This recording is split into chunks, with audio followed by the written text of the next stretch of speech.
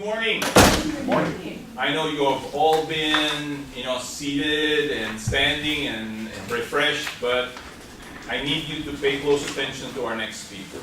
Okay, Mr. Brandon Shamim, is here to talk to us about basically your program at Southwest College too.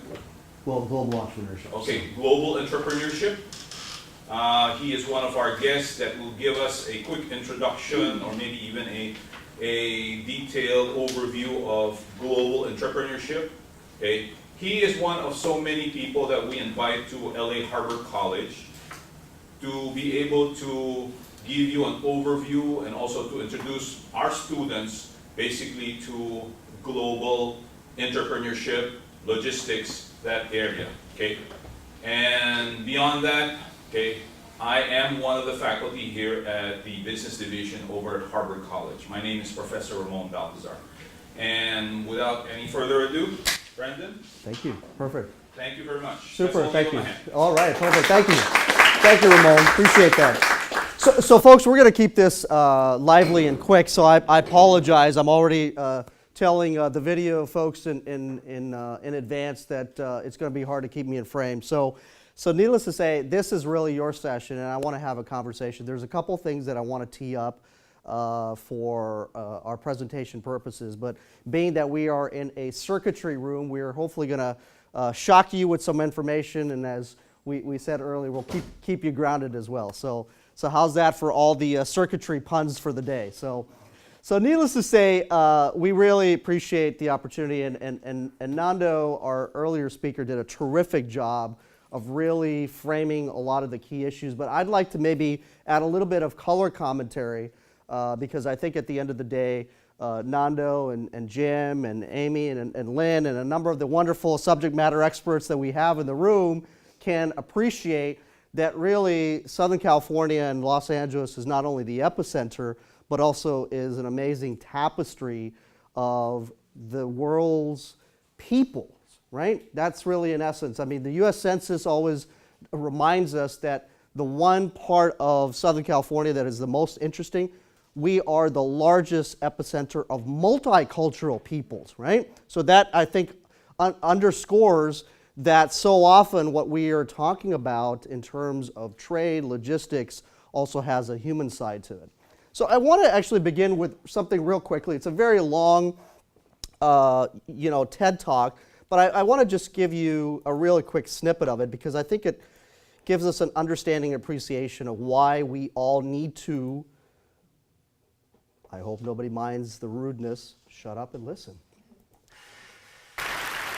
Everything I do and everything I do professionally, my life has been shaped by 7 years of work as a young man in Africa.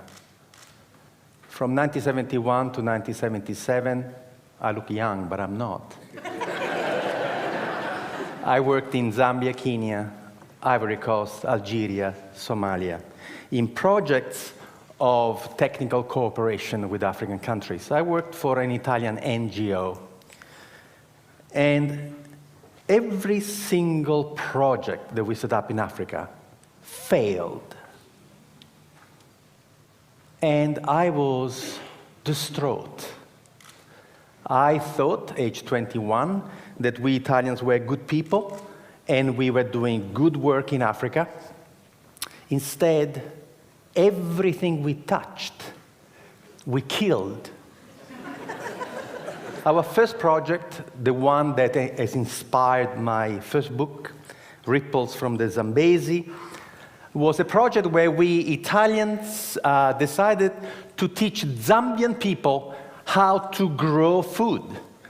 So we arrived there with Italian seeds in southern Zambia, in this absolutely magnificent valley going down to the Zambezi River, and we taught the local people how to grow Italian tomatoes and zucchini. And of course, the local people had absolutely no interest in doing that, so we paid them to come and work, and sometimes they would show up. And we were amazed that the local people in such fertile valley would not have any agriculture. But instead of asking them how come they were not growing anything, we simply said, thank God we're here. Just in the nick of time to save the Zambian people from starvation.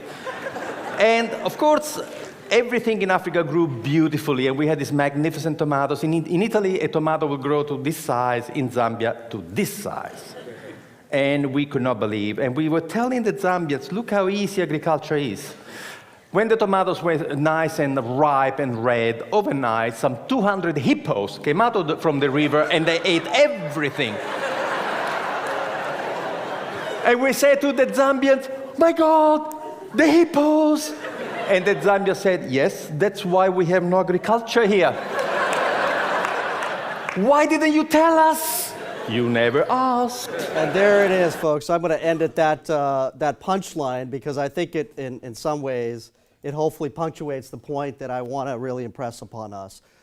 Global entrepreneurs are no different than the rest of us. We hopefully are able to perfect our own internal and external listening skills, right? I think this is the great thing about entrepreneurs is that they not only accept the risk, but they identify what are the best opportunity for taking a risk that's actually going to produce a positive outcome, right? Maybe not so much for our friend Ernesto Ciroli, and I think it hopefully kind of shapes our own thinking of why entrepreneurship is so critical. I'm going to share a little bit. Ramon was kind enough to talk about a regional collaboration that we are all part of, and Harvard College is really, in some ways, where that journey began. So I'll talk about that at the tail end, but I want to just, like I said, tee up a couple of things. So as many of you might be well aware, we are this week in the middle of an exciting World Trade Week series of activities. I don't know how many there are. Bonnie, I don't know how many events are just happening this week alone, right? So it's needless to say, Amy is part of many of those. So needless to say, yesterday some of us in the room were part of this very exciting event. It's really the Oscars for the global trade community. 800 people converged in downtown Los Angeles to hear from some exciting people and to celebrate the achievements of groups and organizations. Amy Gratt from ITEP was a proud recipient of one of those awards, so she will be happy to share more about that. The point that I wanted to share with you is something that was talked about by Alan Horn. And Alan Horn, if you're wondering, for you Jeopardy Trivia Pursuit folks, he's pictured here being interviewed by David Ono, who's a media personality here locally, as many of you know. Alan Horn is the chairman of the board for Disney Studios. But he said something that really struck me yesterday, and that's why I felt compelled, even though our proud mayor was also on stage, and he said some great things. Nando, he didn't do it as justice with all the statistics that you shared. But Alan Horn from Disney said something really remarkable. He said that, in some ways, their strategy of releasing films, and we know Disney Studios now has, come on, name them. Help me out, students in the room. Who does Disney Studios have a stake and interest in? What are some of the big brand names that we're talking about? Does anybody watch movies in the room? You guys are so intensely busy. Professors, take note. They're so busy they can't even watch movies. Okay, anybody heard of Star Wars? No. Anybody heard of Marvel Comics? Anybody heard of Pixar? Well, guess what? What do they all have in common? Disney. Disney is now the parent of all those brands that we oftentimes forget, right? But he said something really remarkable, that Disney has a tentpole strategy, right?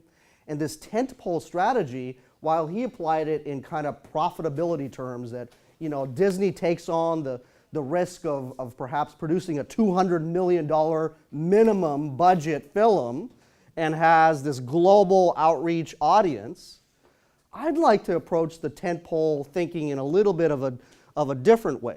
I think that in so many ways, the tentpole is really what we talked about that Nando reminded us. We are LA region and LA County is not only the tentpole of the people, of the goods movement economy, but it also is the tentpole for the entrepreneurial economy, right? As many of you may know, that Los Angeles arguably is the fourth largest region of entrepreneurial activity in the nation, right? So if you look at those wonderful facts and stats that Nando shared with us in terms of trade, e-commerce, and goods movement, we have to also be reminded about the entrepreneurial economy.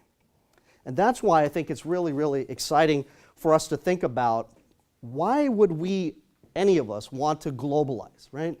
Southern California is a small, medium-sized business economy. I had the pleasure of working formerly at the U.S. Department of Commerce, and in that capacity, I was always having great conversations with people who were thinking about, we need to have, we need to really improve our operational excellence and our efficiency and our supply chain, whether they were in food, fashion, entertainment, technology, right? The pillars of our economy, especially here in Southern California. And I always used to ask them, well, it's terrific that you want to have these operational excellence strategies. Have you thought about your desire to want to globalize? Have you thought about, going back to your countries of origins? Because many of these entrepreneurs were from, Panama or Mexico or Philippines or China or Korea. And I would ask them very simply, do you know the language? Yes. Do you know the customs? Yes. Do you like the food? Love it. So why is it that perhaps you're not considering going back to your countries of origin and providing some of these great quality goods and services, right? So this is just, and I won't read for you the litany of reasons why you may want to globalize, folks. But part of why I really, impress upon us to think about globalizing your economy is simply this. There is no better time for us to think about how the world is becoming more and more connected. My wife's family was recently visiting. They happen to be from the Inland Empire, so not that part of the family. I'm talking about her Kiwi family members from New Zealand. Right? And they are so excited about something that, quite frankly, I'm going to ask this as a trivial pursuit, and hopefully, Michael, you'll find a giveaway for somebody who can answer this correctly. Now, industry people, you have to stay quiet. I'm going to speak specifically to our student members in the audience. How many of you know about the TPP, the Trans-Pacific Partnership? Raise your hands if you do, if you're a student and know about the TPP. Perfect. Tell us your name. Spencer. Spencer. So I'll say that I don't know the specifics, but Anything, generally. But from my crazy uncles, I heard them screaming about it all the time. So Okay. they're not in favor of it. That's all I know. Terrific. And I appreciate that honest answer. So I won't press you because, crazyuncles.com is actually a great real estate website, yeah? Or I think it's richuncles.com. So why do you think that they were screaming crazily about the fact that TPP is going to destroy the planet, or better known as the United States? It must influence their pockets in some way. Okay. So I'm guessing. Okay, perfect. And Spencer, I think your uncles best typify where we as an American society are in understanding global economic thinking, right? I mean, let's play this game for a second. Think on your body. What is your favorite article of clothing? Think for a second the cars you drive and all the parts and supplies that go into either maintaining it or being able to have a drive. Think for a second a game, either a video game or an app that you enjoy. If you're thinking like me, I would say that you have a real high probability that one or more of those parts was either purchased, produced, distributed in a different part of the world. You know, it's really funny. I mean, just recently I was going to help my wife do sunglasses shopping, and that becomes a very expensive endeavor. Some of the ladies in the room know it's just as much of a fashion accessory as jewelry is, right? And she was buying a very, very expensive designer brand eyewear, right? And lo and behold, we look, chiseled on the side was made in China, right? And a super expensive Italian brand at a boutique in Beverly Hills. With all due respect to your uncles, we as an American society do not understand what is happening around the world and what's happening in our own communities, right? So people in New Zealand are excited about the TPP because it's going to open up all sorts of new possibilities and opportunities. And yes, there are plenty of people who said, no, we are going to lose jobs. But have we talked about those opportunities for new direct and indirect jobs that are going to be created by this global economy that we keep talking about? And there's really, if you gloss over all these stats, there's no more remarkable stat in my mind that you should impress upon, is that 95% of the world's population doesn't live in the United States of America.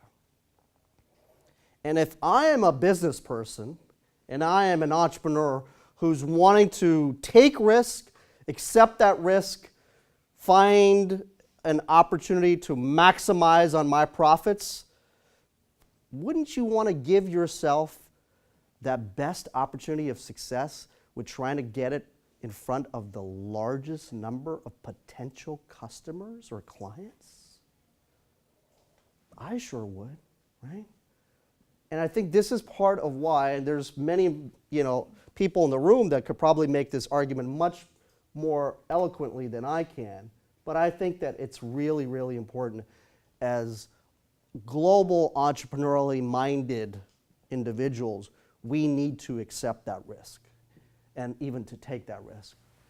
These are some of the market reasons for why we should be thinking about the global economy. But let me put it even in more interesting and real terms. A great company, PwC, PricewaterhouseCoopers, it does this really interesting annual report of the largest global brands in the world, literally from Pepsi to Google, right? And they all basically have a top 10 priorities for their businesses. Guess what the number 3 priority on that list of global CEOs was? Globalization, good guess. And if we go deeper, connecting it to you, right, the human talent, they want their workforce to have a global mindedness. And here's what they mean with global mindedness. Do you speak another language? Terrific. Do you understand another culture? Even better. Have you lived abroad? You're getting warmer. Have you studied abroad? You're hired. Folks, these are the realities. So we can make political theater and say the world is bad, or we can understand and appreciate maybe why and how we can, as entrepreneurs, change the corners of the world that keep screaming, they hate us, right? Well, maybe we need to analyze why we are either hated or loved. Just want to give you some opportunities for those of you who are thinking about not only, and here's the thing that really makes it interesting for our discussion, folks, okay, is whether you work for a big global brand or whether you work for or create your own company, right? It is really, really important for us to start doing the first thing. Actually, all 3 of those things, right? I think it was mentioned earlier. geography, history, and quite frankly, watching, listening, and learning about the news is really, really critical, folks. You know, once again, like I said, I love talking to people from abroad because, you know, it seems like they have a better understanding of what's happening with the news here than we do, right? And it's always very fascinating to see how they interpret the news through their lens versus what we as an American society who believes in free speech and press sometimes only tells us what we want to hear, right? So assessing stability of markets, analyzing, collecting data, looking at country rankings and cultural perceptions, all things that we need to be checking off the box. Question? What is primary and secondary data? What do you mean by that? Perfect. So I'm getting a little bit deeper into the the weeds of this. Primary and secondary data. Primary data is basically you having your own rich experiences. Secondary data is everything else in the world that we know of called news and information. You don't collect it. You basically are reading and interpreting everything else that's happening. So if you have a favorite website, if you have a favorite blog, if you have a favorite search engine, if you have a favorite news channel, that's when we basically are focusing in on secondary data. Primary data is what I was telling you.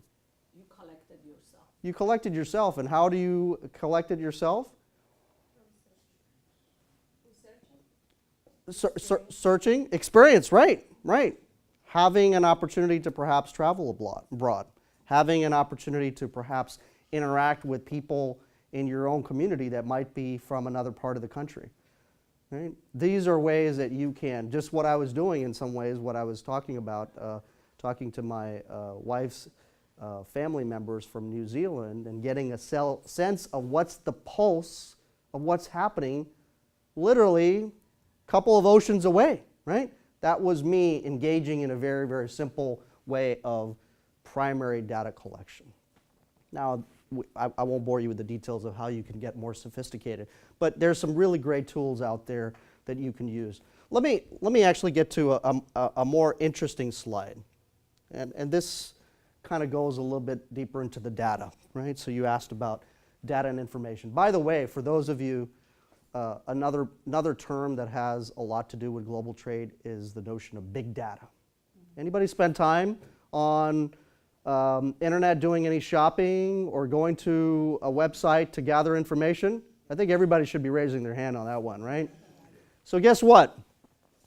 All of those companies, organizations, internet service providers are capturing information about where we are going, our digital footprints, right?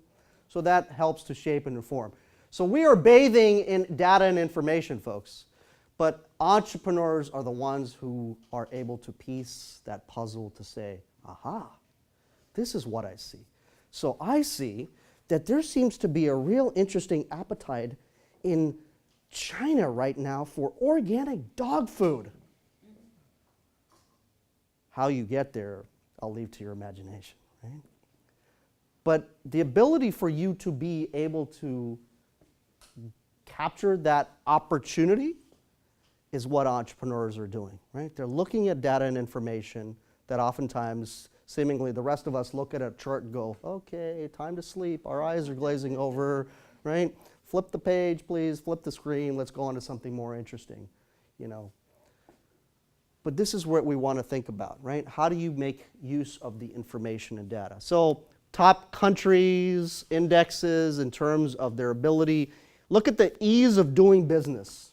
The ease of doing business really connects well with another index that a lot of people forget living in the United States. The U.S. Department of Commerce produces another wonderful tool, the corruption index, right? How corrupt is the national government and how many people you have to provide an incentive financially to get your project from point A to point B, right? So I won't bore you with how some of these countries stack up, and let me just say, United States is not as low on that list as you may think it is. That's a spoiler alert. I won't let you, I'll let you look it up on that. But it is fascinating to see some of the countries that are here, you know.